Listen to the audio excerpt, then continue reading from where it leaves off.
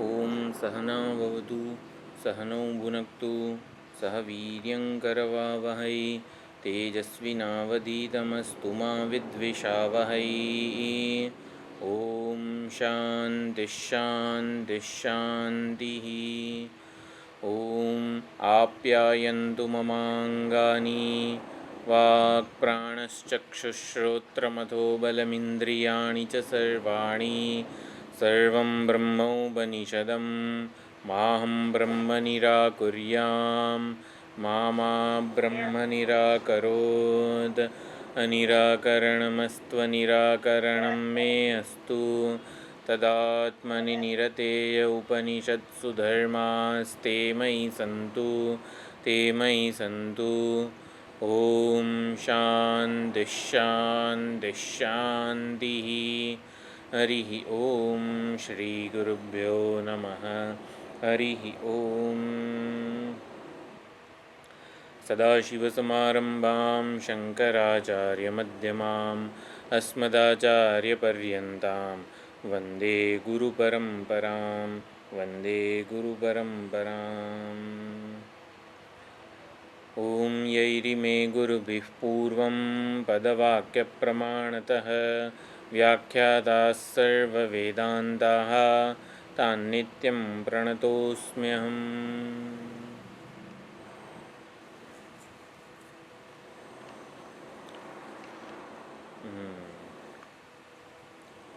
હવે ત્વમ પદાર્થ શોધન ત્વમ પદાર્થનું વિવેચન થાય છે.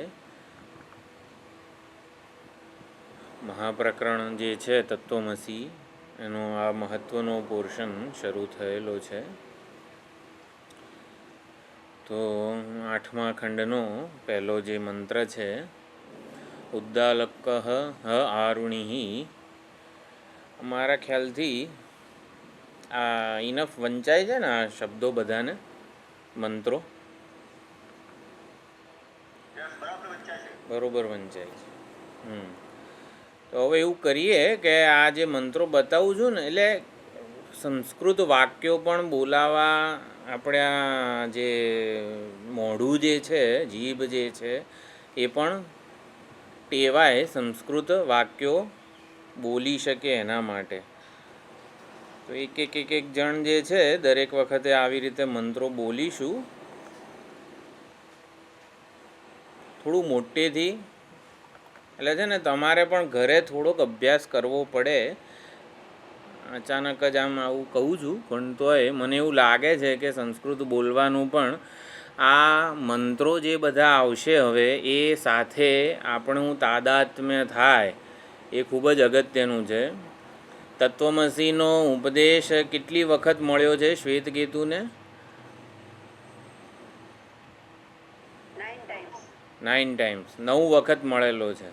એટલે એ જુદા જુદા દ્રષ્ટાંતો દ્વારા ઉદ્દાલકે એક શંકાનું શ્વેતકેતુની એક શંકાનું સમાધાન કરેલું છે. તો હવે તમે બધા આ 9માંથી એક વખતે જે તત્વમસીનો દૃષ્ટાંત દ્વારા ઉપદેશ આપેલો છે ને એ 9 વખત છે. એટલે 9 જણાએ એમાંથી ચૂઝ કરવાનું કે આ વાક્ય ઉપર એટલે આ પ્રસંગ આ મંત્ર જે છે એના ઉપર આપણે લખવાનું આવશે. અત્યારથી હજી તો શરૂ નથી થયું. એકાદ ક્લાસમાં તત્વમસીનો ઉપદેશ શરૂ થશે પણ હું અત્યારથી કહી રાખું છું તમારા બધાએ 9 વખત છે તત્વમસી જુદા જુદા દ્રષ્ટાંત દ્વારા. અમુક પોર્શન એટલે અમુક જે તત્વમસીનો જે ઉપદેશ છે ને એ બહુ જ ઇન્ટરેસ્ટિંગ આવશે એના દૃષ્ટાંત જે છે ને એના દ્વારા. અને અમુક આમ એવું લાગે કે આમાં કંઈ બહુ બરોબર નથી કે જે હોય એનું બહુ સમજણ ઓછી હશે, અમુકમાં બહુ જ વધારે છે. એટલે એ આપણે જોઈશું. પણ તમારે અત્યારથી જ કહી રાખું છું હોમવર્ક છે. જેમ કે સ્વપીતિ નામ વિશે આપણે બધા વાક્યો લખવાના હતા તો એક જ જણે લખ્યા છે, હેમંતિકાબેને 2-3 લખેલા છે પણ એવું ના હોવું જોઈએ. હા બોલો બોલો મનુભાઈ.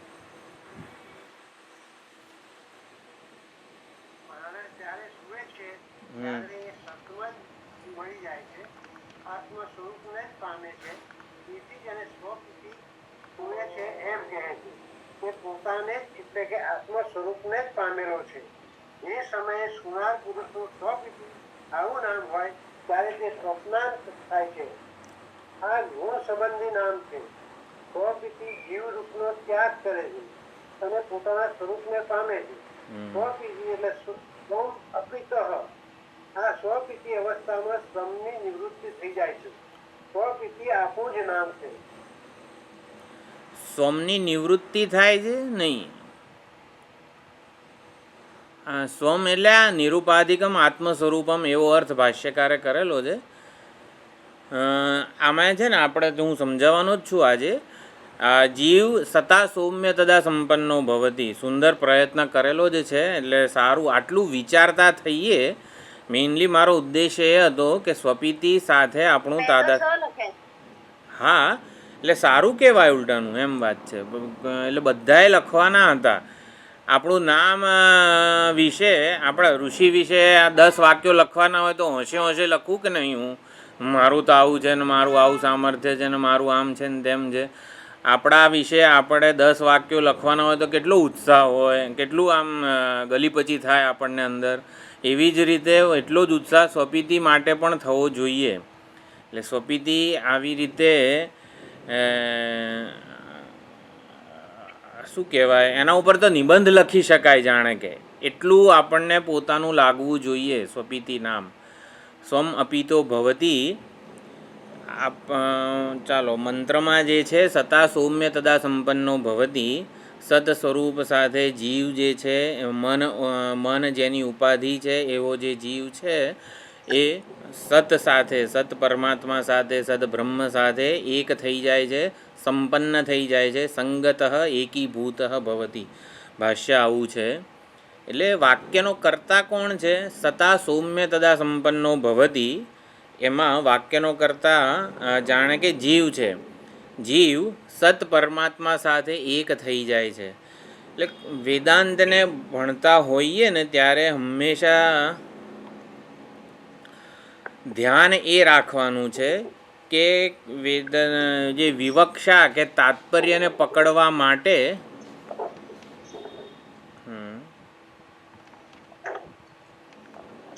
વેદાંત શાસ્ત્રો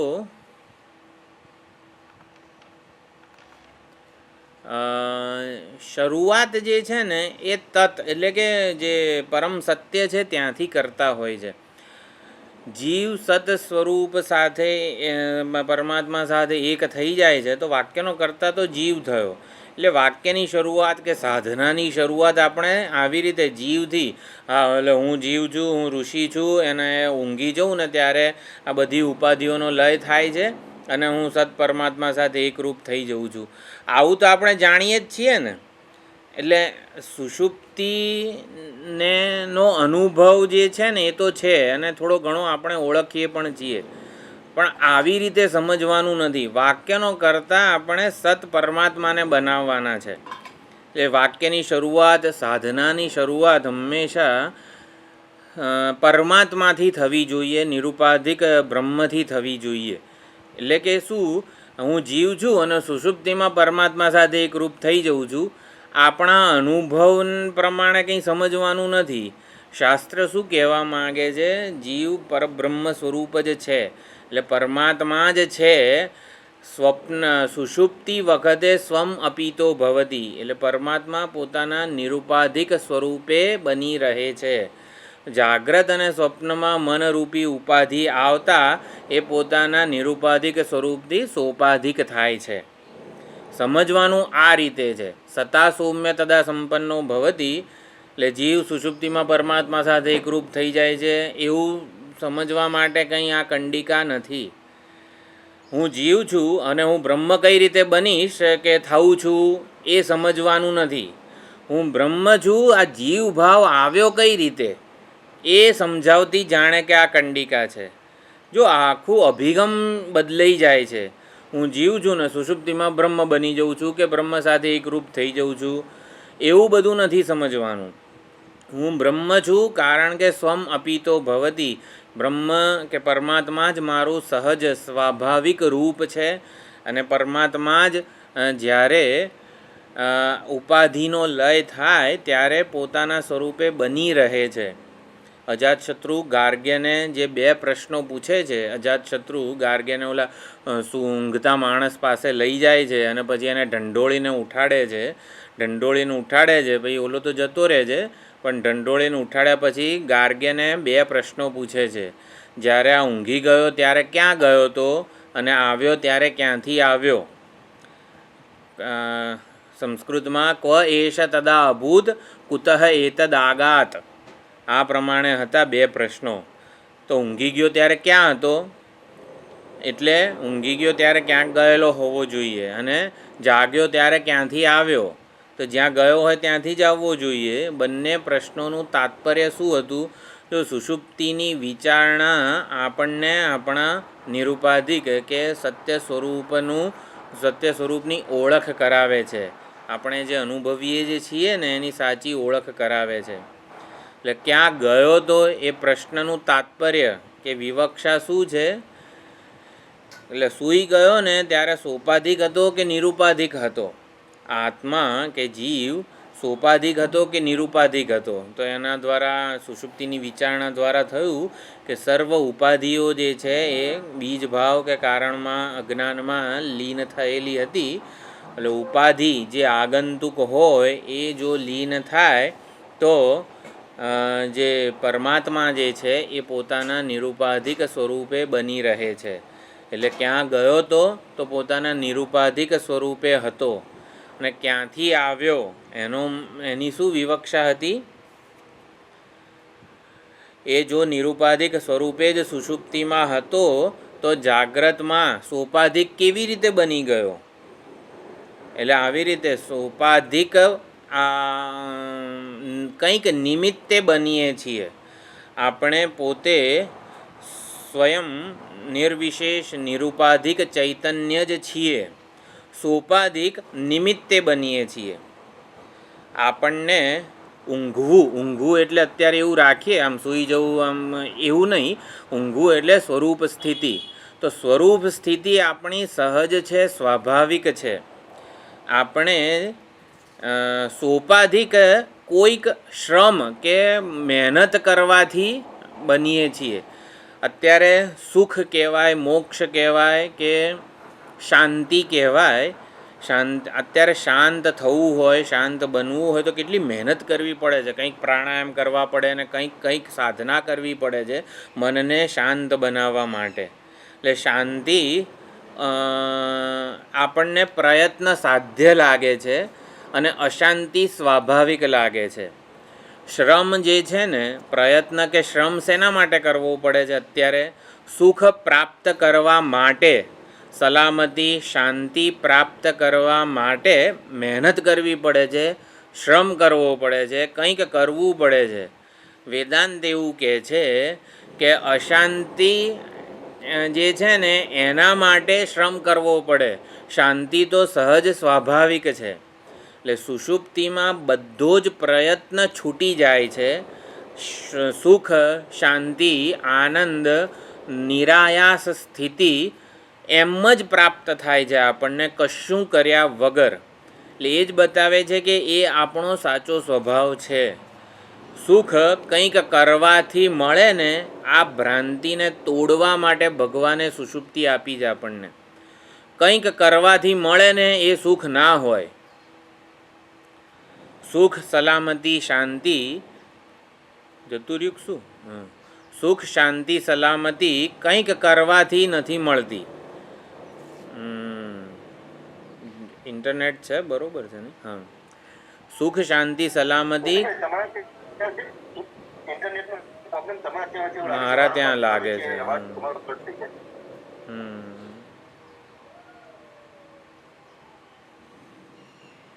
સુખ, શાંતિ, સલામતી સહજ છે, સ્વાભાવિક છે, નિરાયાસ સ્થિતિ છે, નિર્નિમિત્ત સ્થિતિ છે. આપણે દુઃખી થવું હોય ને તો કંઈક કરવું પડે. દુઃખી થવા માટે જ ઉપાધિ સાથે તાદાત્મ્ય કરવું પડે. અત્યારે કેવું લાગે છે સુખી થવા માટે કે મહેનત કરવી પડશે? હકીકતમાં એવું નથી. જો વેદાંત કઈ રીતે સુષુપ્તિના અનુભવથી આપણે કંઈ ના કરતા હોઈએ ને તો શાંત હોઈએ, સુખી હોઈએ, સલામત હોઈએ. અજ્ઞાન, દુઃખ, જડતા આ તે બધું જે છે ને એના માટે મહેનત કરવી પડે છે. એટલે મહેનત કંઈ સુખ પ્રાપ્ત કરવા માટે નથી કરવાની કે વેદાંત શેના માટે વેદાંત ભણું છું? સુખી થવા માટે. સુખી થવા માટે વેદાંત નથી ભણવાનું. દુઃખથી મુક્ત થવા માટે વેદાંત એવું બધું કશું જ નથી. દુઃખ ઊભું કરવા માટે આપણે જાગ્રતને સ્વપ્નમાં આવીએ છીએ. એટલે સુષુપ્તિ સહજ સ્વાભાવિક સ્થિતિ છે. એ વખતે બધી જ ઉપાધિઓ જે છે લીન થાય છે. ચાલો એની સાથેનો આપણો તાદાત્મ્ય, અભિમાન, જે સંબંધ છે એ રહેતો નથી. એટલે સુષુપ્તિને અનુભવ તો આપણને રોજ થાય છે. સુષુપ્તિને એનાલાઇઝ કરવાની છે, એનું આપણે વિશ્લેષણ કરવાનું છે, એના અનુભવ પર વિચાર કરવાનો છે. અને એ વિચાર દ્વારા આપણે આપણા સહજ સ્વાભાવિક ઉપાધિ વિનિર્મુક્ત સ્વરૂપને આપણે ઓનપ કરવાનું છે. જો સુખી, શાંત, આનંદમાં કે આવી રીતે નિરાત માટે મને આ ઉપાધિની કોઈ જરૂર નથી. મંત્રમાં તો એવું છે, સુષુપ્તિમાં ઉપાધિનો લય થાય ત્યારે એ પોતાના સ્વરૂપમાં જાય છે. જીવ જે છે ને એ આવી રીતે સત પરમાત્મા સાથે એકરૂપ થઈ જાય છે. ચાલો આવું તો બરાબર છે, પણ હકીકતમાં સમજવાનું છે શું આપણે કે સુષુપ્તિમાં બની રહેવા માટે, હોવા માટે, સુખી થવા માટે, શાંતિ, નિરાત, નિશ્ચિંતતા માટે મારે કંઈ કરવું પડતું નથી. એટલે કંઈ નથી કરવું પડતું ને એ જ બતાવે છે કે આ જેટલું પણ હું ચાહું છું, નિરાત, નિશ્ચિંતતા, સુખ, આનંદ, શાંતિ, આ બધું જ મારું સહજ સ્વાભાવિક છે. આ ઉપાધિ સાથેના અભિમાનને લીધે જ અશાંતિ ને દુઃખ ને મૃત્યુનો ભય ને ચિંતાઓ બધી આવે છે. સુખી થવા માટે કંઈ કરવું ન પડે. દુઃખી થવા માટે ઉપાધિ સાથે તાદાત્મ્ય કરીએ છીએ. એટલે શેના માટે ઉપાધિ સાથે તાદાત્મ્ય કરીએ છીએ? દુઃખી થવા માટે. એટલે જ્યારે જાગ્રત સ્વપ્નમાં આવીએ છીએ ત્યારે પણ શું કરવા? ઉપાધિને હું માનીને આપણે બધી જ ઉપાધિની ચિંતાઓ બધી માથે વહોરી લઈએ છીએ. અને એના લીધે આપણે જાણે કે આપણા સ્વરૂપથી વિખૂટા પડીએ છીએ. અને પછી શરીર, ઇન્દ્રિય, મન, બુદ્ધિ વગેરે ઉપાધિને હું માનીને શાંતિને, સુખને શોધવાનો પ્રયત્ન કરીએ છીએ. એ સુખ, શાંતિને શોધવામાં જ એટલા થાકી જઈએ છીએ કે એ થાકને દૂર કરવા માટે હવે આ શરીર, ઇન્દ્રિય, મન, બુદ્ધિને મારે હું નથી માનવું. જો ભગવાન સુષુપ્તિ આપે છે, શેના માટે આપે છે? એટલે ભગવાન તો જાણે છે કે આવી રીતે આ ઉપાધિને હું માનીને સુખ, શાંતિ, સલામતી શોધવાનો પ્રયત્ન શ્રમ માત્ર જન્માવે છે. એ શ્રમથી મુક્ત કરે છે ભગવાન, અને માટે નિરાયાસ, નિરાત, નિશ્ચિંતતા આપણને સ્વરૂપે પ્રાપ્ત થાય છે, આપણાથી જુદા રહેતા નથી. મેઇન વસ્તુ એ સમજવાની કે જીવ પરમાત્મા સાથે એકરૂપ થઈ જાય છે. વાક્યના કરતાં જીવ રાખવાનો નથી આપણે આ કંડિકામાં. ઉપાધિ લય થતાં પરમાત્મા કે જે છે સતબ્રહ્મ પોતાના નિરુપાધિક સ્વરૂપે બની રહે છે. જો સંસ્કૃતમાં પણ સતા સૌમ્ય તદા સંપન્નો ભવતી, એટલે કે યત્ર, જો આ હું છે ને મંત્ર બતાવું. આપણે શરૂઆત કરી હતી મંત્રને બોલવામાંથી, તો ચાલો મંત્ર એક એક જણા બધા બોલશે. ચલો આ પહેલો મંત્ર છે 8મા ખંડનો. શાંતિથી મોટેથી આખા અમદાવાદને સંભળાય ને એ રીતે બોલવાનો. કોણ બોલશે? ચલો હેમંતિકાબેન બોલો.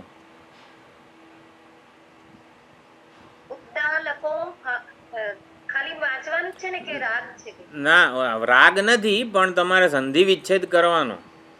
ઉદ્દાલકો નહીં બોલવાનું, ઉદ્દાલક હ એવું.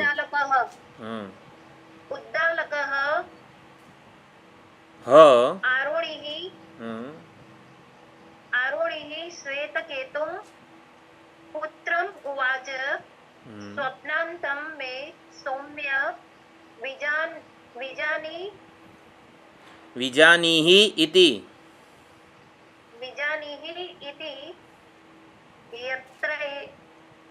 યત્ર એતત પુરુષઃ સ્વપિતિ નામ સદા સૌમ્ય તદા સંપન્નઃ ભવતિ. જો એકવાર હું બોલું છું, હા, એકવાર આવતી વખતથી છે ને હું કોમા અને વગેરે કરી રાખીશ.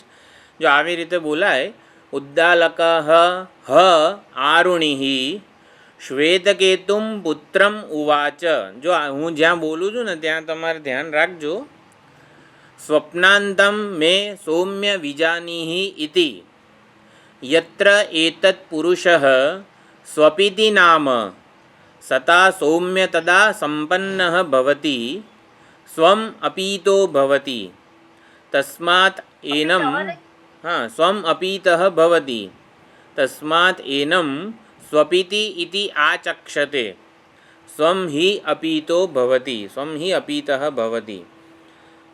તો આ પ્રમાણે છે ને આવતી વખતથી હું જ આ કોમા અને આ તે બધું કરી રાખીશ. તો આવા વાક્યો તમારે બધાએ બોલવાના છે. મંત્રો જે છે, મંત્ર અને મંત્રનું ભાષ્ય એ પણ બોલવાનું આવશે. તો એટલે તમે બધા પણ પ્રેક્ટિસ કરજો. આવી રીતે હું પહેલેથી મૂકી રાખીશ ગ્રુપમાં. જ્યાં કોમા કર્યો છે ત્યાં આપણે શ્વાસ લેવાનો, આવી રીતે સમજવાનું છે. વાક્યને બોલીશું સ્વમ હિ અપીતો ભવતી 10 વખત, ત્યારે આપણને સ્વપિતિની જે વ્યાખ્યા કરી છે એ યાદ રહેશે. સ્વપિતિ નામ સાથે આપણું તાદાત્મ્ય થવું જોઈએ એ હેતુથી. જો આપણે સુષુપ્તિનો વિચાર દ્વારા શું સમજવાનું છે કે સુષુપ્તિ નિરાયાસ સ્થિતિ છે, સ્વાભાવિક સ્થિતિ છે. એ સુષુપ્તિમાં જેવો હું હોઉં છું ને એવો જ હું છું વાસ્તવમાં. પરાણે દેહાભિમાની થઉં છું. અત્યારે કેવું છે, કંઈક થાકી જઈએ ને માટે સૂઈ જઈએ છીએ કે ગમે તે, કેવું ઊંધું આખી સાયકલ બની ગઈ છે. સુખ શાંતિ મેળવવા માટે જાગ્રત સ્વપ્નમાં મહેનત કરીએ છીએ, થાકી જઈએ ને એટલે ઊંઘી જઈએ છીએ. પણ ખબર નથી પડતી કે સુખ અને શાંતિ તો ઊંઘમાં એટલે કે સ્વરૂપમાં જ મળવાને છે. એટલે જાગ્રત અને સ્વપ્નમાં કેમ આવવાનું છે, આટલી વિચારણા કરીએ આપણે. તો જાગ્રત અને સ્વપ્નમાં આપણે હકીકતમાં તો દુઃખી જ થઈએ છીએ. દુઃખી એટલે સુખને આપણાથી જુદું મૂકી દઈએ છીએ, અથવા તો ભોગતા અને ભોગ્યના દ્વૈતવાળું સુખને બનાવી દઈએ છીએ. સુષુપ્તિમાં અદ્વિતીય સુખ એટલે કે મારાથી જુદું નથી હોતું સુખ. ભોગતા અને ભોગ્યનું દ્વૈત સુષુપ્તિમાં નથી હોતું, એટલે કે અદ્વિતીય સુખનો અનુભવ હોય છે. જ્યારે એ જ સુખ જાગ્રત અને સ્વપ્નમાં આપણે ભોગતા અને ભોગ્યના દ્વૈતવાળું બનાવી દઈએ છીએ. એટલે ભોગ્ય એવા સુખને પોતાનાથી જુદું માનીએ છીએ અને એટલે ભોગતા બનીને ભોગ્ય સુખને મેળવવાનો પ્રયત્ન કરીએ છીએ. એટલે એ દ્વૈત કોણ સર્જે છે? આપણે જ સર્જીએ છીએ ઉપાધિ સાથે. ભોગતા બનીએ એટલે ભોગ્ય સુખ જુદું જ થઈ જાય.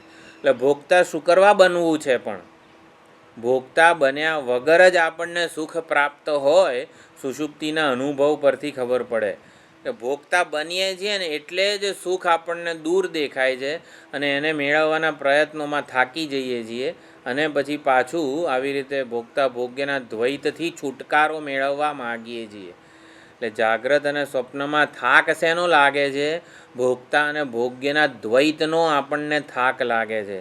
એ થાકથી છૂટવા માગીએ છીએ, ભોગતા અને ભોગ્યના દ્વૈતથી છૂટવા માગીએ છીએ. અને એટલે આપણે સુષુપ્તિમાં બંનેને એક કરી નાખીએ છીએ.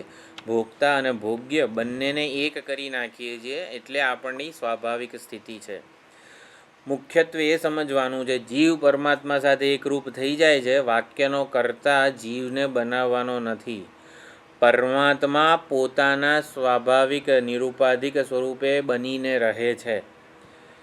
જુઓ, અરીસો હોય, અરીસા સામે હું જેવો આવું એવું મારું પ્રતિબિંબ પડે, બરાબર? એટલે જ્યારે મારું પ્રતિબિંબ જ્યારે અરીસામાં આવે છે ત્યારે, એટલે હું અરીસા સામે આવું ત્યારે પ્રતિબિંબ ક્યાંકથી આવે છે. અને સપોઝ હું જતો રહું કે અંધારું થઈ જાય તો પ્રતિબિંબ ક્યાંક જતું રહે છે. એટલે પ્રતિબિંબ ક્યાંકથી આવે છે અને ક્યાંક જતું રહે છે એવું નથી. પ્રતિબિંબ પ્રતીત થાય છે. પ્રતિબિંબ માત્ર દેખાય છે, એ ક્યાંયથી આવતું નથી અને ક્યાંય જતું નથી. એક મિનિટ. હા, આપણે જ્યારે સુષુપ્તિમાં જઈએ ત્યારે એ જીવ લઈને જ જઈએ છીએ ને, ભલે પોતાના સ્વરૂપમાં જઈએ છીએ પણ અજ્ઞાનથી જ જઈએ છીએ. એ ચર્ચા છે. અજ્ઞાન કે કારણ ઉપાધિ છે. ચાલો ભાષ્યનું એક વાક્ય એમાં છે કે સમજાવીશ. એમાં અજ્ઞાન છે, કારણ ઉપાધિ ત્યાં હાજર છે, એટલા માટે પરમાત્મા પોતાને ઓળખી શકતા નથી. એટલે આપણે પોતાને પરમાત્મા ભલે થઈ જઈએ પણ પોતે ઓળખી શકતા નથી. એ જ મેં તો એટલે એકચ્યુઅલી બે વસ્તુઓ એક થાય. હું પ્રતિબિંબના દ્રષ્ટાંતથી એ સમજાવવાનો પ્રયત્ન કરતો હતો કે જીવ પરમાત્મા બની જાય છે કે જીવ પરમાત્મા સ્વરૂપને પ્રાપ્ત કરે છે, આવું કશું નથી એમ. એટલે બે વસ્તુઓને ધ્યાનમાં નથી રાખવાની. એક જ વસ્તુ છે પરમાત્મા. જો જીવને જ્યાં સુધી ટકાવી રાખીશું આપણી માન્યતામાં પણ, ત્યાં સુધી આપણને સત્ય ઓળખાશે નહીં. એટલે હું વાક્યનો કરતાં પરમાત્માને બનાવવાનું કહું છું. સુષુપ્તિની વિચારણાથી જીવ પરમાત્મા જ્યારે એકરૂપ થઈ જાય છે એવું ના સમજો તમે લોકો. એટલે આપણે બધા જ પરમાત્માને જ વાક્યનો કરતા બનાવો. ભલે વાક્ય હોય સતા સૌમ્ય તદા સંપન્નો ભવતી, કે આ જે 16 કળાવાળું જે મન અને મનની ઉપાધિવાળું જે હતું પ્રતિબિંબ જીવ, એ આવી રીતે ઉપાધિનો લય થતાં પરમાત્મા સાથે એકરૂપ થઈ જાય છે. આવું આપણે ન સમજીએ, એના કરતાં વાક્યનો કરતાં પરમાત્માને બનાવીએ. એટલે આપણે પ્રતિબિંબના દ્રષ્ટાંતથી એ સમજતા હતા કે જ્યારે હું અરીસા સામે આવું ત્યારે પ્રતિબિંબ હોય. એટલે પ્રતિબિંબ ક્યાંયથી આવતું નથી, પ્રતિબિંબ ક્યાંય જતું નથી. એટલે પ્રતિબિંબ માત્ર પ્રતીતિ રૂપ છે, માત્ર દેખાય છે બસ. તો એવી જ રીતે જીવ જે છે ને એ આ પ્રતિબિંબ જેવું છે. જીવ ક્યાંયથી આવતો નથી, જીવ ક્યાંય જતો નથી. જો સુષુપ્તિમાં એવલો કંઈ ગયો હતો ને ક્યાંથી આવ્યો એવું અજાતશત્રુ પૂછે છે, ત્યારે અજાતશત્રુએ આ છે ને ત્યાંથી આવ્યો હતો ને ત્યાં ગયો એવું કોઈ જવાબ આપ્યો નથી. એટલે એ જ કીધું કે પ્રતિબિંબ ક્યાંય જતું નથી અને ક્યાંયથી આવતું નથી. જો જાગ્રત અને સ્વપ્ન એ શું છે? અરીસાવાળી દશા છે કે જેમાં આપણું પ્રતિબિંબ પડે છે. એટલે બિંબરૂપ આપણે છીએ અને આપણું જ પ્રતિબિંબ અરીસામાં પડે છે. જાગ્રત સ્વપ્નમાં કોઈક રીતે પ્રતિબિંબ પ્રતીત થાય છે, દેખાય છે. અને આવી રીતે સુષુપ્તિમાં અરીસો નથી, ઉપાધિ નથી એવું માનો, માધ્યમ નથી, તો પ્રતિબિંબ ક્યાં જાય છે? પ્રતિબિંબ ત્યારે બિંબ સાથે એક રૂપ થઈ જાય છે. હા, પ્રાજ્ઞ છે એટલે પ્રતિબિંબ હોય જ ને. પ્રાજ્ઞ છે ને ત્યાં. પ્રાજ્ઞ છે એટલે પ્રતિબિંબ હોય જ ત્યાં. આપણને સદાનંદે કીધું હતું પ્રાર્થના પ્રશ્નોત્તરીમાં યાદ હોય તો, એ સુષુપ્તિમાં પ્રાર્થના છે એટલે પ્રતિબિંબ સાવ નથી એવું નથી એમ.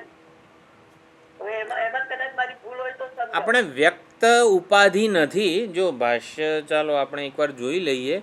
વ્યક્ત ઉપાધિ નથી. આમાં વ્યક્ત ઉપાધિ શબ્દ ભાષ્યકારે વાપરેલો છે. મન વગેરે વ્યક્ત ઉપાધિ નથી. અત્યારે બધું જ બીજ ભાવ કે કારણ ભાવમાં અવ્યક્તમાં લીન થયેલું છે. અને માટે અત્યારે પ્રાજ્ઞ કે વસ્તુને જવા દઈએ આપણે, જ્યારે આ ભોગતા અને ભોગ્યનું દ્વૈત જે છે એ પણ નથી રહેતું. અરીસો ના હોય ત્યારે શું થાય?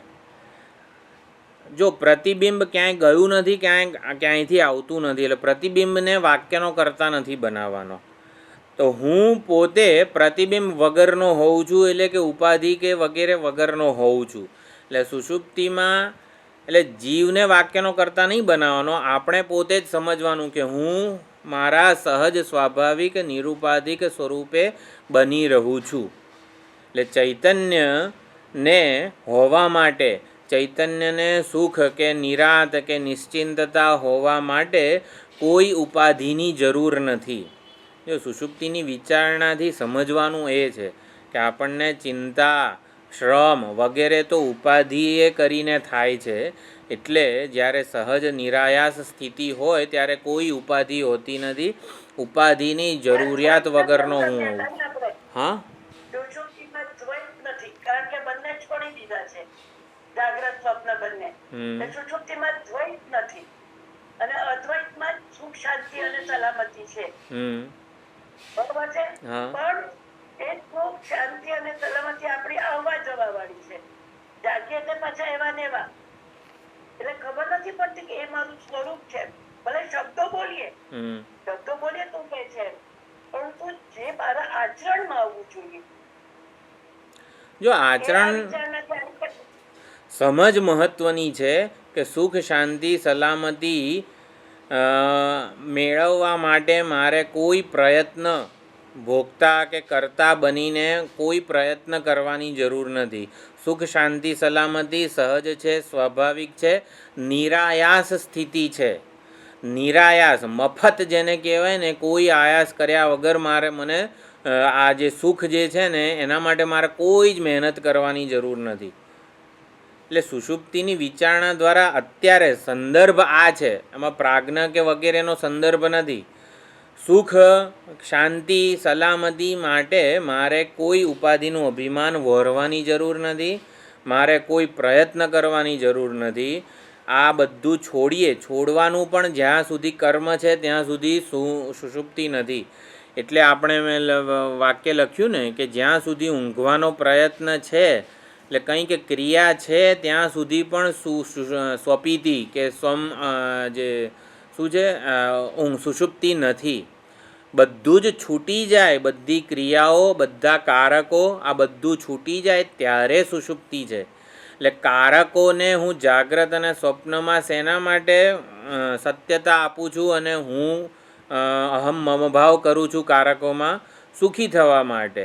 પણ સુષુપ્તિ જ બતાવે છે કે સુખી થવા માટે, નિરાંત નિશ્ચિંતતા માટે કારકોમાં અહમભાવની જરૂર નથી, કરતા ભોગતા બનવાની જરૂર નથી. એટલે સુખ નિરાયાસ છે એવું સમજવાનું છે સુષુપ્તિની વિચારણા દ્વારા. સુખી થવા માટે કાંઈ કરવાની જરૂર નથી. બરાબર? એટલે આ ખાલી સમજવાનું છે, અત્યારે પ્રાજ્ઞનો સંદર્ભ નથી.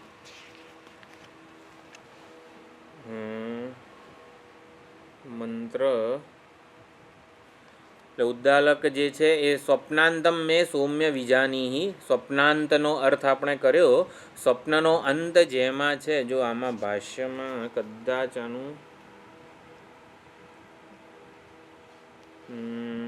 સ્વપ્નાંતનો સ્વપ્નાંતમ સ્વપ્ન મધ્યમ જે બીજી લીટીમાં છે.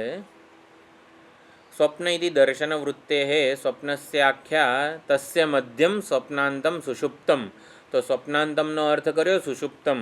તો સુષુપ્ત સ્થાન સ્વપ્નાંતમ સ્વપ્ન સતત્વમ યસ્મિન તત્ સ્વપ્નાંતમ.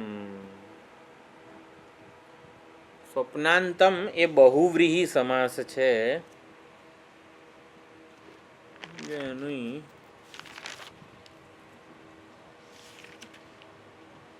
વ્યાખ્યા સ્વપ્ન સ્થાન જે સ્થાનમાં સ્વપ્નનો અંત આવી ગયો છે. હા એવું જ છે બહુવ્રીહી સમાસ. હું એની વ્યુત્પત્તિ શોધું છું. ચાલો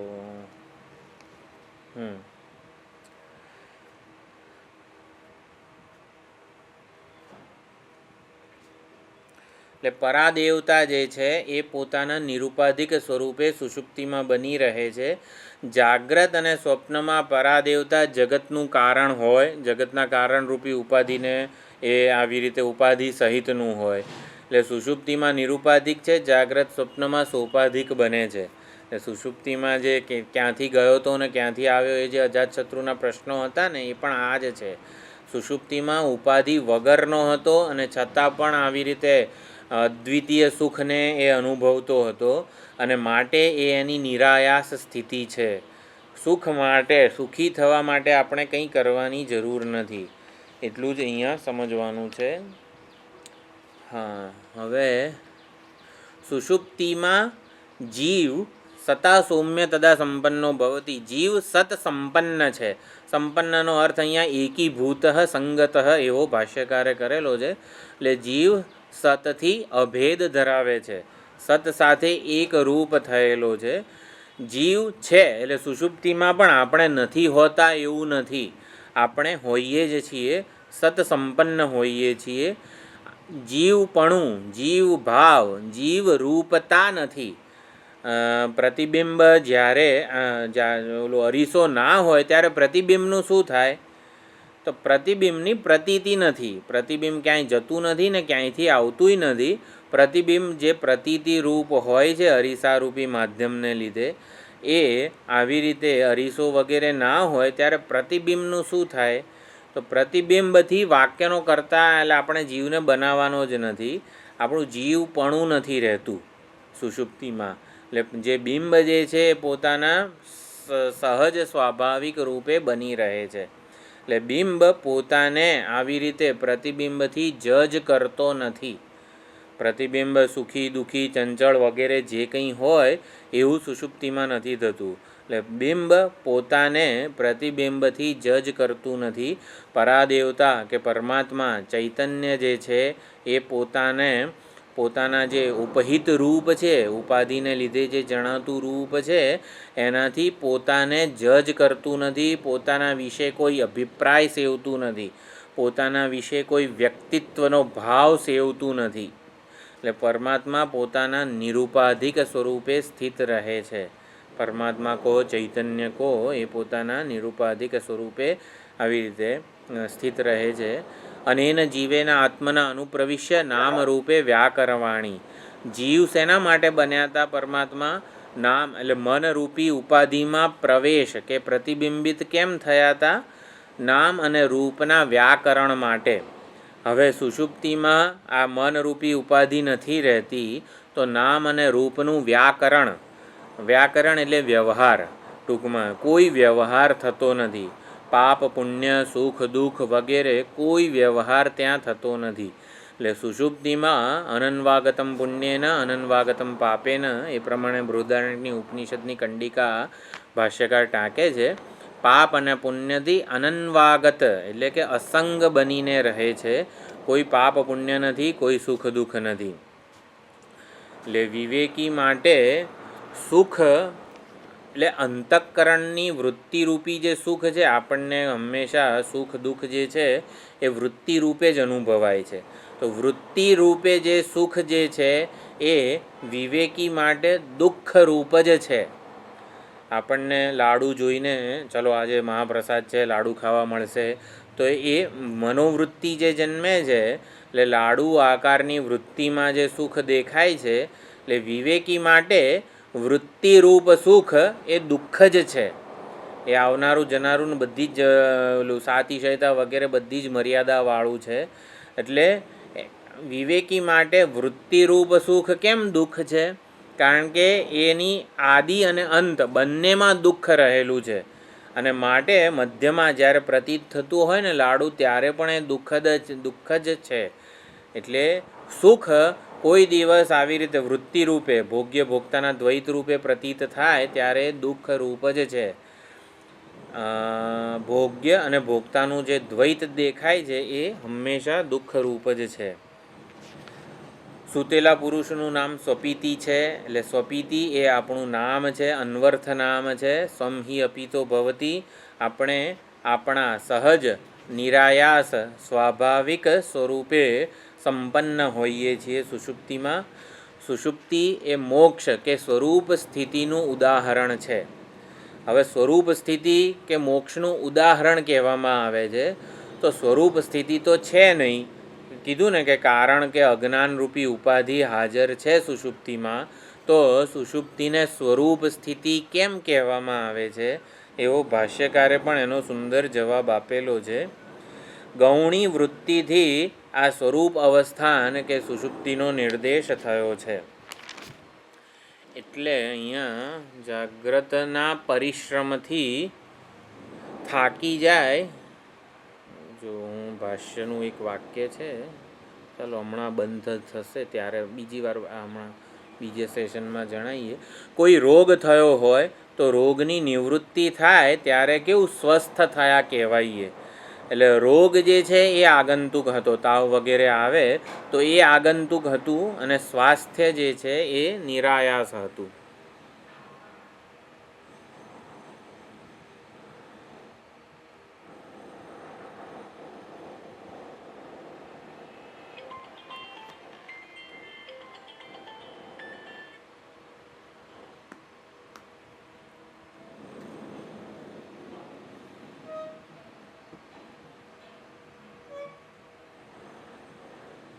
Recording in progress.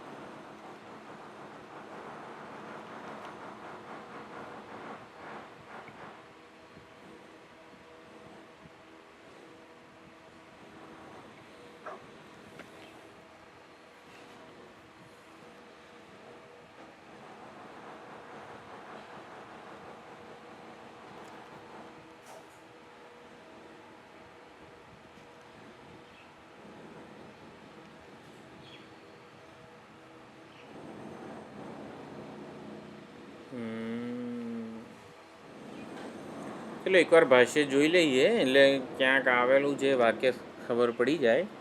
યસ્મિન મનસી જીવેના આત્મના અનુપ્રવિષ્ટા પરાદેવતા, જે મનમાં જીવરૂપે પ્રતિબિંબ રૂપે જે પ્રવેશી ગયા પરાદેવતા, આદર્શે ઇવ પુરુષ, જેમ પુરુષ આદર્શમાં ઉપલબ્ધ થાય પ્રતિબિંબિત થાય એવી રીતે જલાદિશુ ઇવ, અથવા તો આદર્શે ઇવ કે જલાદિશુ ઇવ, જળ વગેરે જેવી સપાટીમાં અથવા તો આદર્શમાં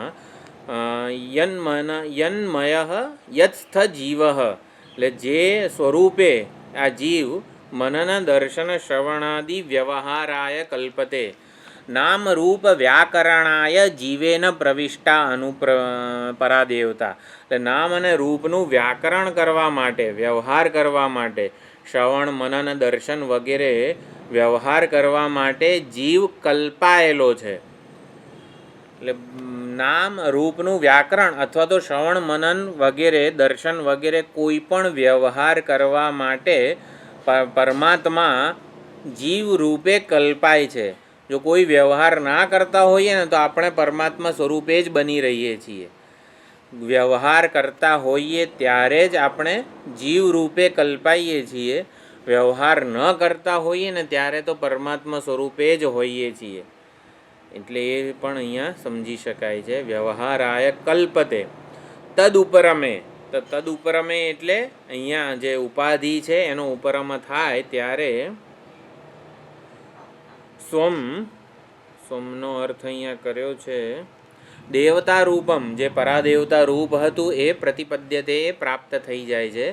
તસ્ય અસ્ય મનસ્થસ્ય મન આખ્યામ ગતસ્ય, તો જે તસ્ય અસ્ય એટલે જે મનસ્થસ્ય મનમાં જે ઉપલબ્ધ થયેલું હતું ચૈતન્ય કે પરાદેવતા, એ મન ઉપશમ દ્વારેણ મનનો ઉપશમ થઈ જતા ઇન્દ્રિય વિષયેભ્ય નિવૃત્તસ્ય, સર્વ જે ઇન્દ્રિયના વિષયો છે એનાથી નિવૃત્ત થાય ત્યારે યસ્યામ પરસ્યામ દેવતાયામ સ્વાત્મભૂતાયામ યદ અવસ્થાનમ, તો જે પરમાત્મા પરાદેવતા સ્વાત્મભૂત પરાદેવતા રૂપે જે અવસ્થાન થાય છે, તત પુત્રાય આચિખ્યાસુહુ, એટલે યદ અવસ્થાનમ યદ સ્વરૂપ અવસ્થાનમ, જ્યારે મનનો ઉપશમ થઈ જાય, જ્યારે અરીસો ના હોય ત્યારે જે બિંબરૂપ જે પોતાનું મૂળભૂત સ્વાભાવિક સહજ રૂપ છે એ પુત્રાય આચિખ્યાસુહુ, એ પુત્રને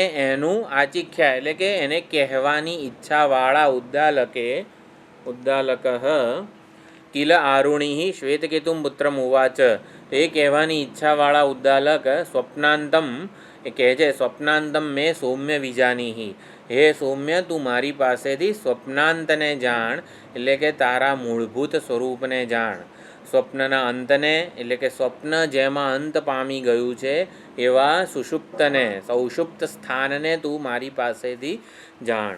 તો સ્વપ્નાંતમ એટલે સ્વપ્ન મધ્યમ, મધ્યમ એટલે સ્વપ્ન જેના આધારે ટકેલું છે, સ્વપ્ન જેમાંથી ઉદ્ભવે છે, સ્વપ્ન જેમાં લીન થઈ જાય છે એને સ્વપ્ન મધ્યમ કહેવાય. એટલે સ્વપ્નનો આધાર, સ્વપ્નનું અધિષ્ઠાન એને કહી શકાય.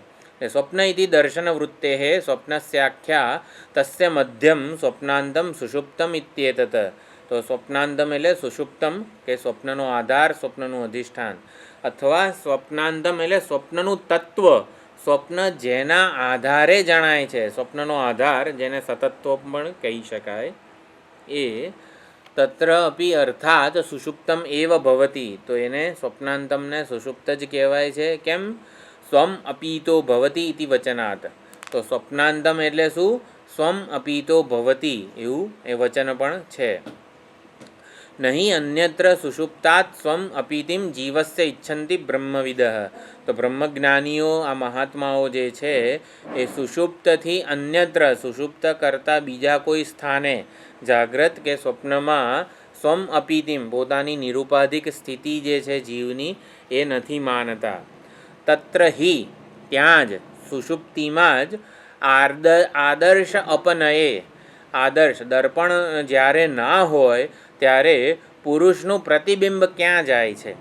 તો પુરુષ પ્રતિબિંબ આદર્શ અપનયે, આદર્શ જ્યારે જતો રહે ત્યારે પુરુષનું પ્રતિબિંબ આદર્શગત યથા સ્વમ એવ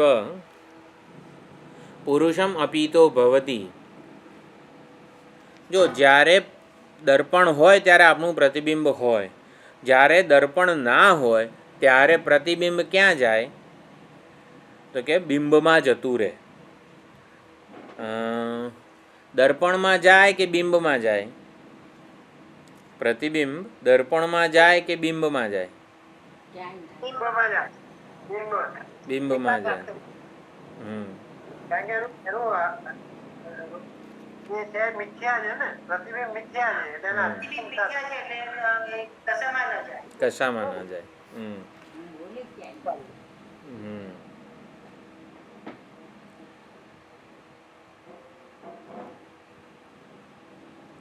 શું થાય છે? અપીતઃ પુરુષમ અપીતો ભવતી એવમ મન આદિ ઉપરમે, એટલે સુષુપ્તિમાં મન વગેરે ઉપાધિનો ઉપરમ થઈ જાય ત્યારે ચૈતન્ય પ્રતિબિંબ રૂપેણ જીવેન આત્મના મનસી પ્રવિષ્ટા નામરૂપ વ્યાકરણાય પરાદેવતા.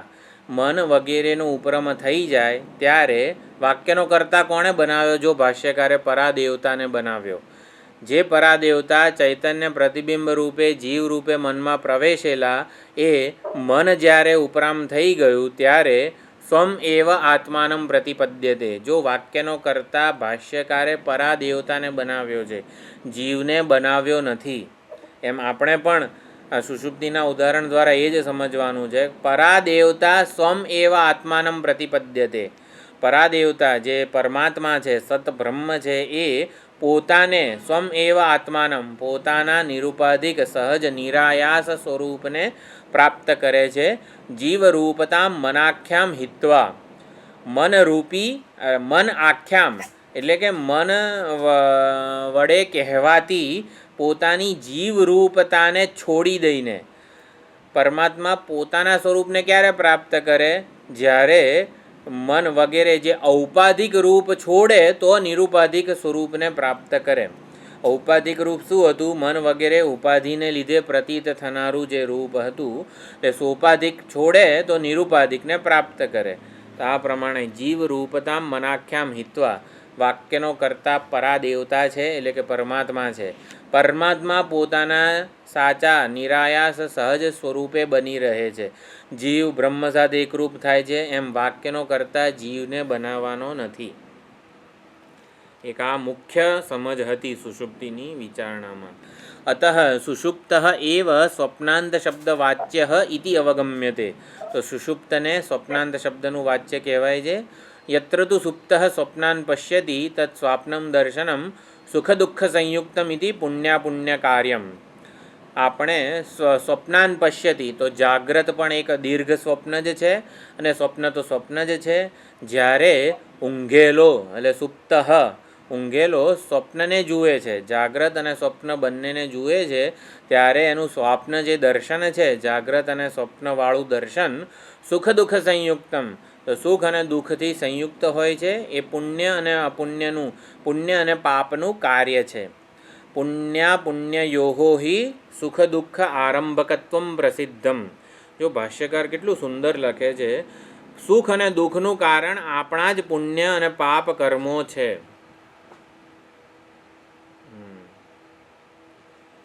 સુખ અને દુઃખનું કારણ કોણ છે? ફલાણો વ્યક્તિ વસ્તુ પરિસ્થિતિ. જગતની કોઈ વ્યક્તિ વસ્તુ પરિસ્થિતિ નથી. કોઈએ આપણું અપમાન કર્યું, આપણે દુઃખી થઈ ગયા, એટલે એને લીધે દુઃખ થયું ને. આ ગરમી આવી, બાફ આવ્યો, ઉકળાટ આવ્યો, હા બાપ બહુ સહન કરવું પડે છે. સુખ અને દુઃખનું કારણ ઉનાળો છે. જગતની કોઈ ઘટના, જગતની કોઈ વ્યક્તિ વસ્તુ પરિસ્થિતિ સુખ અને દુઃખનું કારણ નથી. ભાષ્યકારે કીધું છે સુખ અને દુઃખનું કારણ શું છે? પાપ અને પુણ્ય કર્મો. લાડુ અને કારેલા સુખ અને દુઃખનું કારણ છે, બરોબર ને? નહીં?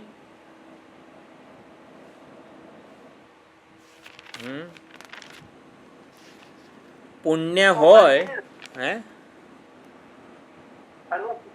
જે પુણ્ય હોય તો અનુકૂળ પરિસ્થિતિ જણાય, અને પાપ કર્મ હોય તો વિપરીત પરિસ્થિતિ જણાય છે. પરિસ્થિતિ તો એની એક હોય. આપણે સિક્કો જે પ્રમાણે આપણું માનીએ એક વ્યક્તિને અનુકૂળ હોય, બીજાને પ્રતિકૂળ હોય, પ્રતિકૂળ હોય અનુકૂળ. એટલે સુખ દુઃખનું કારણ વિષયો નથી, પાપ પુણ્ય છે એવું સમજવાનું. કારેલું કે લાડુ સુખ દુઃખનું કારણ નથી. આપણા પુણ્યો હોય ને તો કારેલું પણ સુખ આપે અને લાડુ પણ સુખ આપે. અને આપણા પાપ ભેગા થયા, પાપ કર્મનું ફળ ભોગવવાનું હોય તો લાડુ પણ દુઃખ આપે.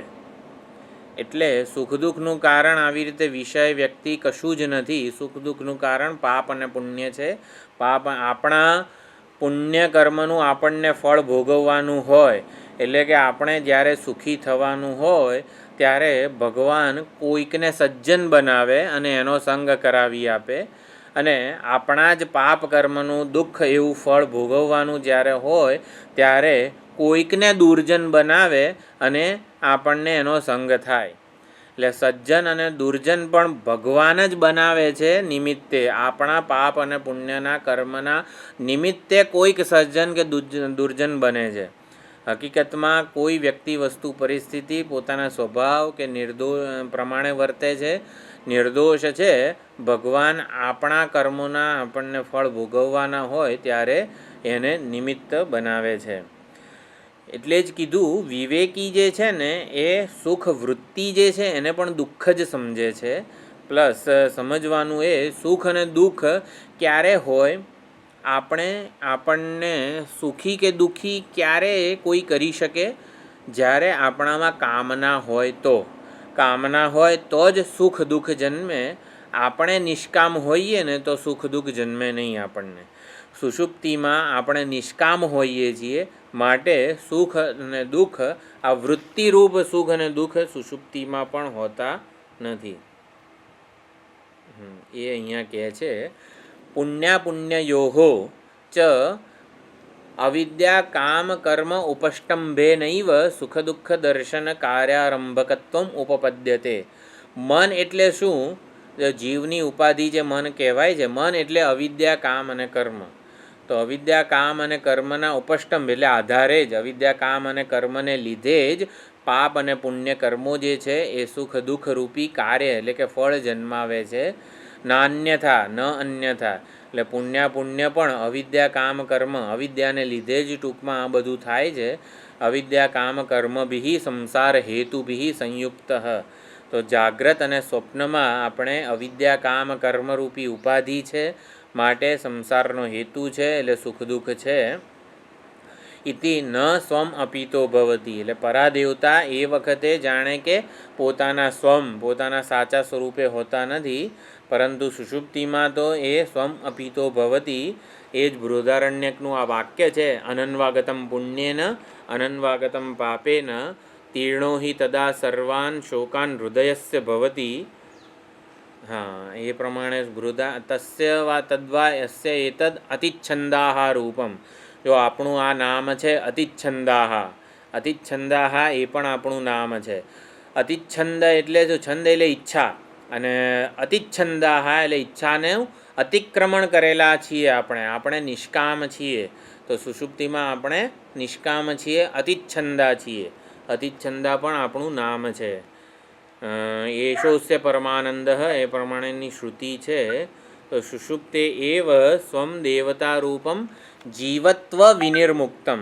અહીંયા ખાસ સમજવાનું, સુષુપ્તિમાં જીવપણું નથી, જીવ તો સ્વરૂપે બની રહે છે, જીવપણું નથી, જીવ ભાવ નથી, મનરૂપી ઉપાધિને લીધે જે ઉપહિત કે ઔપાધિક રૂપ દેખાતું હતું પરાદેવતાનું એ નથી. એટલે જીવત્વ વિનિર્મુક્તમ દર્શયિષ્યામી, હવે હું તને, ઉદ્દાલક કહે છે, હે સૌમ્ય, હવે હું તને જીવથી મુક્તપણું એટલે ઔપાધિક રૂપ ન હોય એવું નિરુપાધિક સ્વરૂપ સ્વપ્નાંતમ રૂપે તને સમજાવીશ. તો સ્વપ્નાંતમ મેં નિગદતઃ એટલે નિશ્ચયપૂર્વક, ગદત ગદ એટલે બોલવું, તો નિશ્ચયપૂર્વક હું તને કહીશ. હે સૌમ્ય, તું જાણી લે. વિસ્પષ્ટમ અવધારય, તો એ સ્પષ્ટપણે તું અવધારિત કરજે. કદા સ્વપ્નાંતો ભવતી, તો એ સ્વપ્નાંત ક્યારે થાય છે પરાદેવતા? જો વાક્યનો કરતા જીવને નહીં બનાવવાનો. પરાદેવતા સ્વપ્નાંત ક્યારે થાય છે? ઉચ્યતે યત્ર યસ્મિન કાલે એતન નામ ભવતી પુરુષસ્ય, જ્યારે પુરુષનું આ નામ થાય છે. સ્વપ્સ્યતઃ, જે પુરુષસ્ય સ્વપ્સ્યતઃ ઊંઘી રહેલા પુરુષનું, ઊંઘતા પુરુષનું આ નામ થાય છે. પ્રસિદ્ધમ હિ લોકે સ્વપિતિ ઇતિ, તો સ્વપિતિ એ પ્રમાણે જ્યારે નામવાળો થાય છે ત્યારે. ગૌણમ ચ ઇદમ નામ, ગૌણ છે. યદા સ્વપિતિ ઇતિ ઉચ્યતે પુરુષ, તો પુરુષ સ્વપિતિ કહેવાય છે. તદા તસ્મિન કાલે સતા સત શબ્દવાચ્યયા પ્રકૃતયા દેવતયા સંપન્નો ભવતી સંગતઃ એકીભૂતો ભવતી. તો સત પ્રકૃત પરાદેવતા સાથે સંગત એટલે કે એકીભૂત થઈ જાય છે. એનો વાક્યનો અર્થ શું કર્યો? મનસી પ્રવિષ્ટમ, મન આદિ સંસર્ગકૃતમ જીવરૂપમ પરિત્યજ્ય સતા સૌમ્ય સંપન્નો ભવતી. એટલે શું? મનસી પ્રવિષ્ટમ, પરાદેવતા જે મનમાં પ્રવેશ્યા, મન વગેરે ઉપાધિએ સંસર્ગ કરીને જે જીવરૂપ હતું પોતાનું, એને છોડી દઈને પરિત્યજ્ય સ્વમ, સ્વમનો અર્થ શું કર્યો? સદરૂપમ યત પરમાર્થ સત્યમ. તો સુષુપ્તિમાં પરમાર્થ સત્ય એવું કીધું છે. હકીકતમાં તો કારણરૂપી ઉપાધિ કે બીજ ભાવ છે, છતાં એને પરમાર્થ કેમ કીધું છે? કારણ કે આ બંને, એને એક મિનિટ, પરમાર્થ કેમ કીધું? જીવભાવની અપેક્ષાએ એને પરમાર્થ સત્ય કીધું છે. જીવભાવ પ્રાતિભાષિક છે, માત્ર પ્રતીતિ છે. જો જીવભાવની સત્તા પ્રાતિભાષિક છે. જીવભાવ એટલે કર્તૃત્વ, ભોક્તૃત્વ, પ્રમાતૃત્વ, સંસારી, દુઃખી, સુખી, આ બધું જીવભાવ કહેવાય, જીવપણું કહેવાય, જીવરૂપ કહેવાય. તો જીવરૂપની સત્તા કઈ? પ્રાતિભાષિક. એ પ્રાતિભાષિક સત્તાને જ્યારે પરિત્યજ્ય છોડે છે ત્યારે સ્વમ સદરૂપમ પરમાર્થ સત્યમ અપીતઃ અપિગતઃ ભવતી, એટલે પોતાના પરમાર્થ સત્ય એવા નિરુપાધિક સ્વરૂપને પ્રાપ્ત થાય છે. અતઃ તસ્માત સ્વપિતિ ઇતિ એનમ આચક્ષતે લૌકિકાહ. તો લૌકિક બધા લોકો એને સ્વપિતિ, ઊંઘે છે એવું કહે છે. તો સ્વમ આત્માનમ હિ અસ્માદ અપીતઃ ભવતી, કારણ કે એ પોતાના સ્વરૂપને પ્રાપ્ત થાય છે. ગુણ નામ પ્રસિદ્ધિતઃ અપી, ગુણ એટલે કે ગૌણ રૂપે પણ થાય છે અને નામની પણ પ્રસિદ્ધિ છે. માટે સ્વાત્મ પ્રાપ્તિ ગમ્યતે, એટલે પોતાના સ્વરૂપની પ્રાપ્તિ થાય છે. કથમ પુનઃ લૌકિકાનામ પ્રસિદ્ધા સ્વાત્મ સંપત્તિ, લૌકિકો કઈ રીતે એને સ્વાત્મ સંપત્તિ કહે છે? આપણે કહીએ છીએ ને કે પોતાના સ્વરૂપને પ્રાપ્ત થયો, તો એ અહીંયા સમજાવે છે. જાગ્રત શ્રમ નિમિત્ત ઉદ્ભવત્વાત સ્વાપસ્ય ઇતિ આહુઃ. જાગ્રતના શ્રમ નિમિત્તે આ સ્વાપ ઉત્પન્ન થયો છે.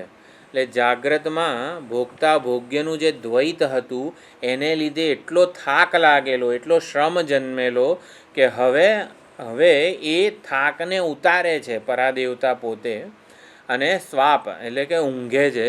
એટલે સુષુપ્તિમાં શું થાય છે?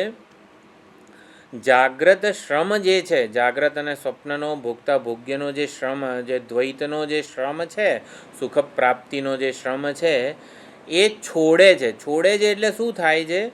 એ જેમ કે રોગ, તાવ આવ્યો હોય તો જ્યારે દવા વગેરે લઈએ ત્યારે સ્વાસ્થ્ય પ્રાપ્તિ થાય છે. હકીકતમાં સ્વાસ્થ્ય તો છે જ, આગંતુક રોગને લીધે એનો લાભ નહોતો. એટલે રોગ જ્યારે દવાથી જતો રહે એટલે શ્રમ, જાગ્રતનો શ્રમ કોઈક નિમિત્તે હતો. જાગ્રતનો શ્રમ અવિદ્યા કામ કર્મ વગેરે નિમિત્તે હતો. એ અવિદ્યા કામ કર્મ વગેરે નથી હોતા ને મનરૂપી ઉપાધિ, ત્યારે આપણે સ્વાસ્થ્ય સંપત્તિ, આપણે પોતે પોતાના સ્વસ્થ એટલે કે પોતાનામાં સ્વસ્થ હોઈએ છીએ, પોતાનામાં સ્થિત રહીએ છીએ. એટલે જાગ્રત અને સ્વપ્નનો જ્યારે શ્રમ ના હોય ત્યારે પરાદેવતા ક્યાં હોય છે? તો કે સ્વસ્થ હોય છે, પોતાના સ્વરૂપે સ્થિત બની રહે છે. એવું અહીંયા સમજવાનું છે. હા, જાગ્રત શ્રમ નિમિત્ત ઉદ્ભવત્વાત સ્વાપસ્ય. તો સ્વાપ એટલે કે ઊંઘવા, સુષુપ્તિ જે છે એ કઈ રીતે ઉદ્ભવે છે?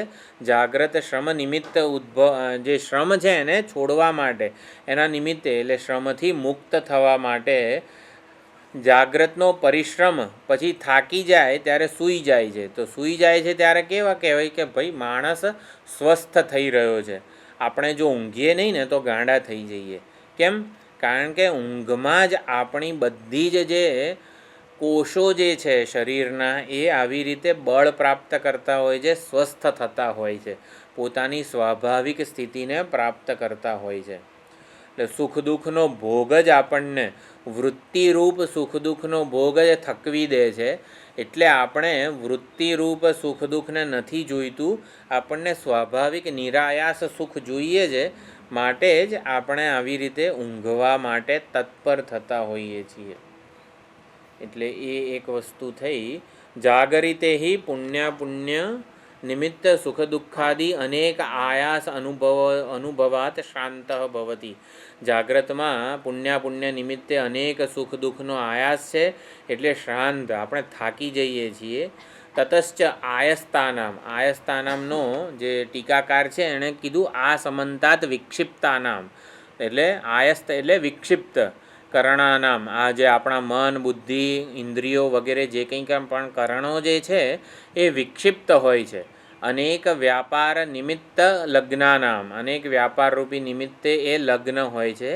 એટલે વ્યાપારેભ્ય ઉપરમો ભવતી, એટલે એ વખતે પરાદેવતા જ્યારે સુષુપ્ત હોય ત્યારે પોતાના બધા વ્યાપારથી એ ઉપરામ થયેલા હોય છે.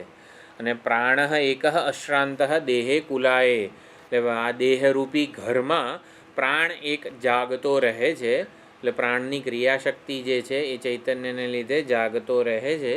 તદા જીવ શ્રમ અપનુત્તયે, શ્રમથી દૂર થવા માટે સ્વમ દેવતા રૂપમ આત્માનમ પ્રતિપદ્યતે, પોતાના દેવતા રૂપને પ્રાપ્ત થાય છે.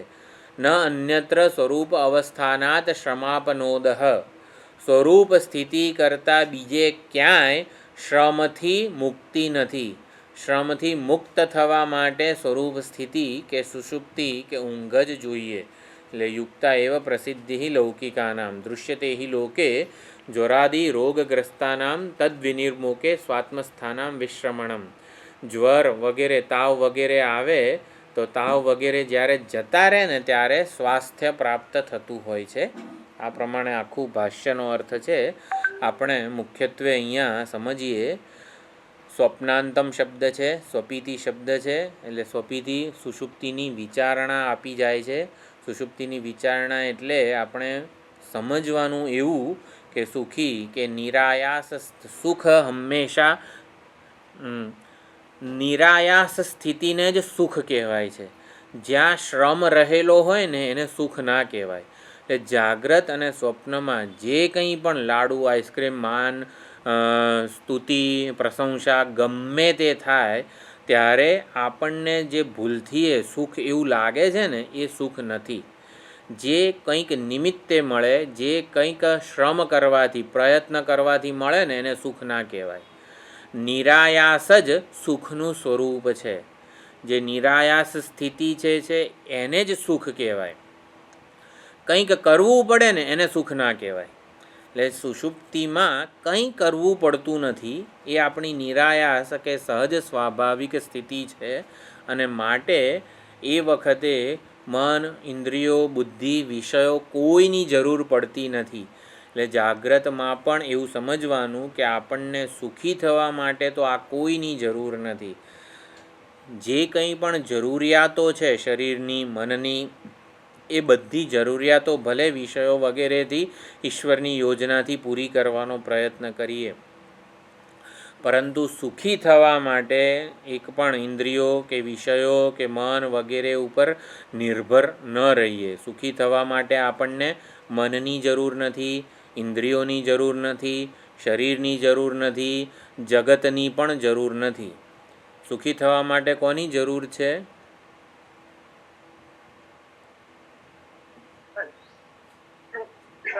નિરાયાસ થવાની જરૂર છે. નિરાયાસ થવાની જરૂર છે. નિરાયા સ્વરૂપ સ્થિતિ. આ બધું છોડવાની જરૂર છે. જેટલું પણ બોલ્યા મન, ઇન્દ્રિયો, વિષયો, બુદ્ધિ વગેરે, આ બધું છૂટે ને તો સુખી થવાય. એટલે આપણે કેવું આ મન વડે ભોગતા બનીને સુખને શોધીએ છીએ એટલે જ થાકી જઈએ છીએ. એટલે આપણા ઉપર ભોગતાનો આરોપ કરીએ અને જગત ઉપર ભોગ્ય સુખનો આરોપ કરીએ ત્યારે થાકી જઈએ છીએ અને સુખ તો મળતું જ નથી. એટલે ધ્યાન રાખવાનું, જાગ્રત અને સ્વપ્નમાં સુખનો આભાસ જ થાય છે, સુખ હોતું નથી. એ દુઃખ જ છે. જાગ્રત અને સ્વપ્ન ભોગતા અને ભોગ્યનું દ્વૈત છે અને માટે એ દુઃખ છે, દુઃખ સિવાય કંઈ નથી.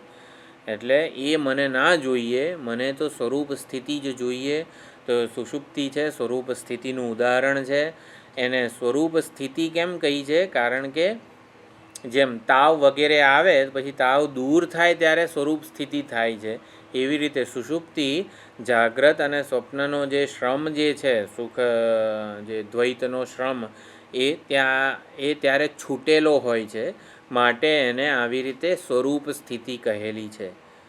સુષુપ્તિને સ્વરૂપ સ્થિતિ કે મોક્ષ કેમ કીધો છે, અથવા તો મોક્ષનું ઉદાહરણ કેમ કીધું છે? કારણ કે ત્યારે સ્વાસ્થ્ય પ્રાપ્ત થાય છે. સ્વાસ્થ્ય પ્રાપ્ત થાય છે એટલે શું? જે તાવ વગેરે જે આગંતુક હતા એ બધા દૂર જતા રહે છે. એવી જ રીતે જાગ્રત સ્વપ્નના જે દ્વૈત, ભોગતા ભોગ્ય વગેરેનું જે દ્વૈત હતું એ વખતે નથી રહેતું, શ્રમ નથી રહેતો, થાક નથી રહેતો, અને માટે સ્વાસ્થ્ય પ્રાપ્ત થાય છે. સ્વરૂપ સ્થિતિ એટલે કે મોક્ષ પ્રાપ્ત થઈ જાય છે એવું નથી, એ કારણ અજ્ઞાન વગેરે રહેલું હોય છે. એટલે અજ્ઞાન સિવાય હે કુંભકર્ણે 6 મહિના સુસુપ્તિ માંગી હતી ને. અનુભવ, સુષુપ્તિનો જે અનુભવ જે છે એ આપણે આવી રીતે જાગ્રતમાં વિચારવાનો છે. કુંભકર્ણ વિચારતો નહોતો, એટલે આપણે સુષુપ્તિ શેના માટે? સુષુપ્તિનો અનુભવ આપણા માટે મહત્ત્વનો નથી, આપણા માટે સુષુપ્તિનો વિચાર મહત્ત્વનો છે. સુષુપ્તિને એનાલાઇઝ કરવાની છે. જાગ્રતમાં સુષુપ્તિ જેવી સ્થિતિ પણ નહીં, સમજ કે અનુભવ પણ નહીં, હું તો સમજ કહું છું, ઓળખ કહું છું, એ પ્રાપ્ત કરીને રહેવાનું છે. સુષુપ્તિમાં જે કંઈ થાય છે, એટલે સુષુપ્તિનું જેટલું પણ વિચાર ભાતું, મુખ્યત્વે આ એક સતા સૌમ્ય સંપન્નો ભવતી છે કંડિકા, બૃહદારણ્યકની પણ જે કંડિકા છે, કયું જે હમણાં બ્રાહ્મણ હતું, અનન્વાગતમ પુણ્યેન અનન્વાગતમ પાપેન, એ બધું પણ આપણે હંમેશા યાદ રાખવા જેવું છે. સર્વ સંસાર ધર્મોથી હું સ્વરૂપે અતિક્રાંત છું, એવું પણ સુષુપ્તિ સમજાવે છે. એટલે સુષુપ્તિ આપણને ખાસું વિચાર ભાથું, સ્વરૂપ સ્થિતિ માટે જરૂરી વિચાર ભાથું આપી જાય છે. એટલે જાગ્રતમાં જે આવી રીતે જાગ્રત સ્વપ્નમાં હું ઉપર દ્રષ્ટા શ્રોતા મનતા કરતા ભોગતા વગેરે બધાનો જે અધ્યારોપ કરું છું, એ બધાનો વ્યભિચાર થઈ જાય છે, એ બધા હોતા નથી. એટલે હું જોઉં છું, હું સાંભળું છું, આ બધામાંથી જોઉં છું, સાંભળું છું, આ બધું જતું રહે છે, અને હું એકલો, જેને કહેવાય ને કે કોઈ ઉપાધિની જરૂરિયાત વગરનો હોઉં છું. આપણે જોઈએ, દૃશ્યને કેમ જોઈએ? જે સુખી થવા માટે જ જોઈએ, કંઈક મળતો હશે લાભ એટલા માટે જ જોવાની ક્રિયા કરીએ છીએ ને. એટલે સુખી થવા માટે, સ્વરૂપ સ્થિતિ માટે મને જોવાની ક્રિયાનો આશ્રય લેવાની જરૂર નથી, સાંભળવાની ક્રિયાનો આશ્રય લેવાની જરૂર નથી વગેરે. દરેકે દરેક ઇન્દ્રિયો અને એના વ્યાપારની, મન અને એના વ્યાપારની મારે જરૂર નથી. એટલે મન અને ઇન્દ્રિયોનો વ્યાપાર ના હોય ને તો પણ હું છું, હું સ્વસ્થ છું, હું જેવો છું તેવો બનીને રહું છું. એટલે એ પણ અહીંયા સમજી શકાય છે. સ્વમપિતઃ ભવતી ઘટાકાશનું એક ઉદાહરણ છે. એનાથી આપણે આકાશ એટલે, નાના છોકરાને આકાશ એટલે શું એ સમજાવવું હોય તો એક ઘડો લઈએ અને પછી કહીએ જો આ ઘડામાં છે ને જે ખાલી જગ્યા છે ને એ આકાશ છે. એટલે આકાશનું જ્ઞાન કરાવવા માટે આપણે ઘડો ઉપાધિ લીધી. નાના છોકરાને આકાશ શું છે સમજાવવું છે તો ઘડો હાથમાં લઈને કીધું જો ઘડાની અંદર જે ખાલી જગ્યા છે એ આકાશ છે. બસ એવી જ રીતે ચૈતન્ય શું છે, ચૈતન્યનું નિરુપાધિક સ્વરૂપ શું છે એ સમજાવવા માટે આપણને આવી રીતે સમજાવવામાં આવે છે. જીવરૂપે પરમાત્માએ પ્રવેશ કર્યો. હકીકતમાં આ આકાશ ઘડાથી ઉપલક્ષિત છે. ઘડામાં આકાશ છે એવું નથી, આકાશ ઘડાથી ઉપલક્ષિત છે. સાચે સાચું કંઈ ઘડામાં આકાશ નથી. ઘડાને લીધે આકાશ દેખાય છે, જણાય છે, ઉપલબ્ધ થઈ જાય છે, એની સમજ પ્રાપ્ત થઈ જાય છે. એટલે ઘડાથી ઘેરાયેલું હોય એવી આકાશને જરૂર નથી.